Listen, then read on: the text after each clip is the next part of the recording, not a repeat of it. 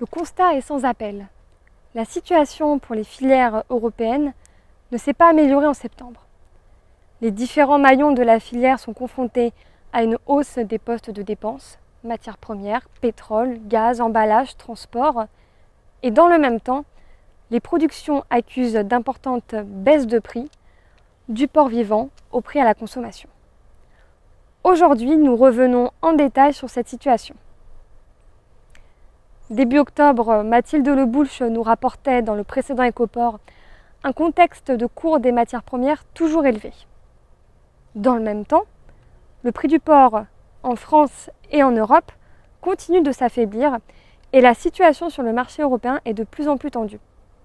Le cours du porc décroche de près de 2% en moyenne mensuelle par rapport au mois d'août et le prix perçu par les éleveurs français affiche alors une moyenne de 1,49 €, une cotation au même niveau qu'en Espagne. Par contre, en Espagne, la baisse des prix est beaucoup plus forte, de l'ordre de 6% en un mois, tout comme au Danemark, en Allemagne et aux Pays-Bas. Désormais, 20 centimes séparent les prix français et allemands. Deux facteurs expliquent la baisse des cours en Europe. D'une part, la hausse saisonnière de l'offre débute dans un contexte où les prix sur le marché sont déjà bas et où les Espagnols et les Allemands font état de stocks élevés. D'autre part, deuxième facteur, c'est la baisse de la demande chinoise. En effet, la reprise des achats de la Chine ne semble pas être d'actualité en juillet. Les importations chinoises diminuent même de 35% entre juin et juillet. De plus, une vague d'audits réalisés par les inspecteurs chinois dans plusieurs outils européens font peser une menace au-dessus de leur tête. Ils pourraient perdre leurs agréments pour exporter.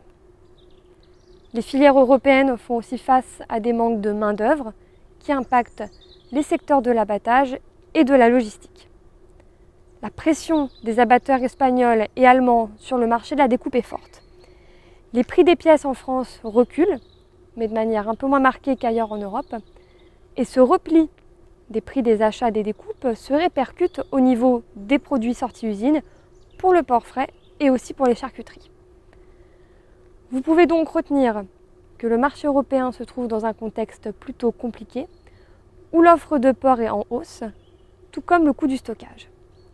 Dans le même temps, la demande internationale est faible.